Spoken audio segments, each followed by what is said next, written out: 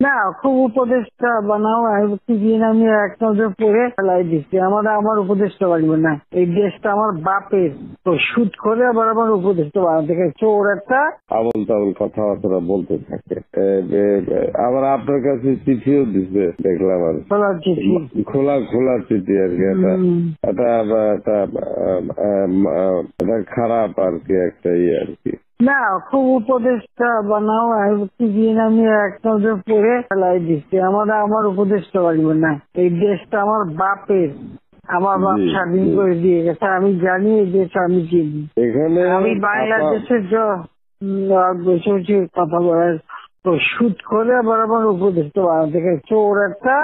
বলছে গ্রামীণ ফোনে সব ইনকাম গ্রামীণ ব্যাংকে যাবে, যে টাকা গ্রামীণ ব্যাংক গরিব মানুষের সাহায্য করবে।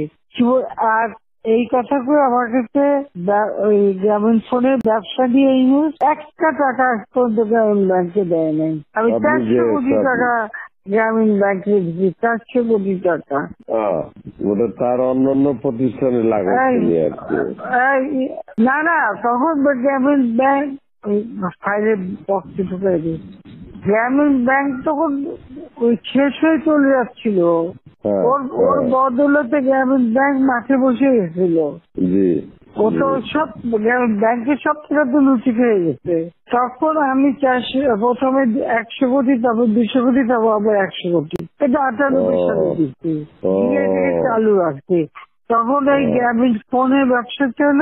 এই ব্যবসাটার থেকে যে লাভটা হবে সেই টাকাটা চলে যাবে গ্রামীণ ব্যাংকে, রেগুলার গ্রামীণ ব্যাংকে একটা সোশ্যাল ইনকাম থাকবে। এই বলে ব্যবসা নিয়ে তখন যখন ব্যবসা নাই, তোমার বলে রাখি, যদি কোনদিন প্রশ্ন ওঠে বলতে পারবা, 51% মালিক হলো বাংলাদেশ আর 49% হলো নরওয়ে কোম্পানি।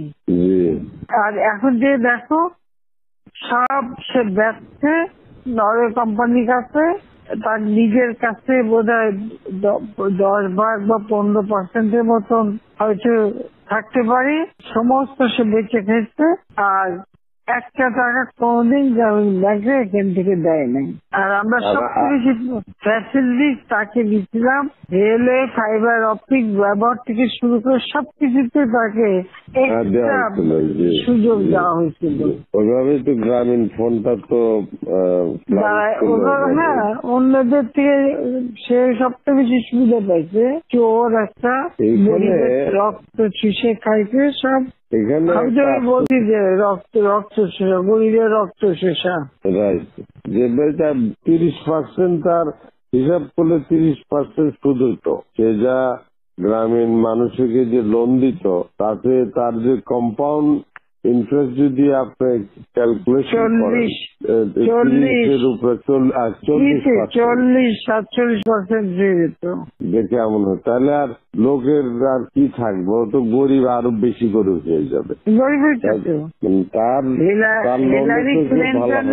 তোমরা তো ইতিহাস জানো না, হিলারি ক্লিন্টনে নিয়ে গেছিল যশোরে, তার হাত দিয়ে গ্রামীণ ব্যাংকে ঋণ দেওয়ালো।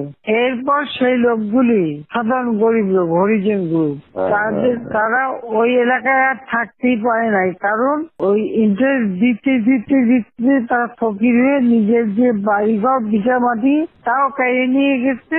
তারপরে তারা ওই এলাকার থেকে হারায় গেছে। দেন আমি খুঁজছি, একজনের পাশে খাগড়াছড়ি, সেখানে যে এসে কাজ করে খায়, আর একজন বোধহয় নীলফামারী নদী আসবে কোথায়, যে এরা ওই পরিবার সদস্য ওই এলাকার থেকেই হারায় গেছে।